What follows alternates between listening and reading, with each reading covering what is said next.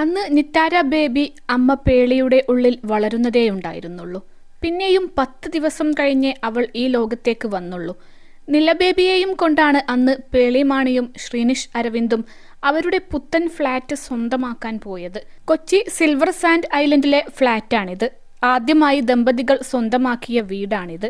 നിറ്റാര പിറന്ന് 3 മാസം പിന്നിടുമ്പോൾ പേളിയും ശ്രീനിഷും പുതിയ വീടിന്റെ താക്കോൽ സ്വീകരിച്ചു കഴിഞ്ഞു. ഇനിയും ഇന്റീരിയർ ചെയ്തിട്ടില്ലാത്ത ദ്വീപിലെ വീടിന്റെ വിശേഷവുമായി പേളി യൂട്യൂബിൽ എത്തി.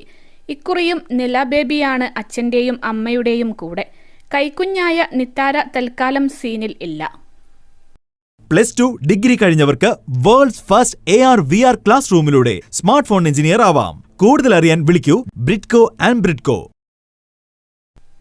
അവർക്കൊപ്പം പേളിയുടെ പിതാവ് മാണി പോളും കൂടെയുണ്ട്. ഇവിടെ വേറെയും ഫ്ളാറ്റുകൾ ഒഴിഞ്ഞു കിടന്നതിനാൽ അന്ന് പേളി തന്റെ അയൽക്കാരാകാൻ ആരാധകരെയും ക്ഷണിച്ചിരുന്നു. വീടിന്റെ കൂടുതൽ വിശേഷങ്ങൾ വീഡിയോയിൽ പേളി അവതരിപ്പിച്ചു. നിലയും നിത്താരയും അവർക്ക് സ്വന്തമായി റൂമും പ്ലേ ഏരിയയും ബുക്ക് ചെയ്ത് കഴിഞ്ഞു. എല്ലാം സെറ്റാക്കിയിട്ടുണ്ട് എന്ന് പേളി. സ്വിമ്മിംഗ് പൂൾ, ജിം തുടങ്ങിയ സൗകര്യങ്ങൾ അടങ്ങിയ കമ്മ്യൂണിറ്റിയിലാണ് ഇവരുടെ താമസം. ഇവിടുത്തെ 2ാമത്തെ ടവറിലാണ് പേളി ശ്രീനിഷ്മാരുടെ ഭവനം. വീടിന്റെ മുന്നിൽ ഒരു പേര് കാണാം. സ്നേഹത്തോടെ പ്രേക്ഷകർ നൽകിയ, ഒടുവിൽ അവർ സ്വന്തമാക്കി മാറ്റിയ പേരാണ് വീടിന് നൽകിയിട്ടുള്ളത്. പ്രവേശന കവാടത്തിൽ തന്നെ പേളിഷ് എന്ന പേര് കൊത്തിയിട്ടുണ്ട്. ബിഗ് ബോസ് കഴിഞ്ഞതും പേളി ശ്രീനിഷ് എന്നതിന്റെ ചുരുക്കപ്പേരുമായി പ്രേക്ഷകർ നൽകിയ പേരാണ് പേളിഷ്.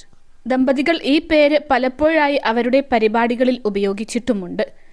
നിത്താര ജനിച്ച ശേഷം അല്പം വിശ്രമം വേണ്ടി വന്നെങ്കിലും പേളി തന്റെ പരിപാടികളുമായി സജീവമായി മാറിക്കഴിഞ്ഞു. അടുത്തിടെ കസിൻ ശ്രദ്ധ ഡേവിസിന്റെ വിവാഹം അതിഗംഭീരമായി പേളിയും കൂട്ടരും ചേർന്ന് ആഘോഷിച്ചു. നില ബേബിക്ക് ഉണ്ടായതുപോലെ നിത്താര ബേബിക്കും ഒരു ഇൻസ്റ്റഗ്രാം പേജ് തയ്യാറായിട്ടുണ്ട്. 2 കുഞ്ഞി പേളിഷുമാർക്കും അച്ഛനും അമ്മയ്ക്കും ഉള്ളതുപോലെ ആരാധകർ കുമിഞ്ഞുകൂടിയിട്ടുണ്ട്. 21 ലക്ഷത്തോളം സന്തുഷ്ടരായ ഉപഭോക്താക്കളും 2 ലക്ഷത്തോളം തിമിര ശസ്ത്രക്രിയകളും പൂർത്തിയാക്കിയ മലബാറിലെ ഏക കണ്ണാശുപത്രി അൽ സലാമ ഹൈ ഹോസ്പിറ്റൽ.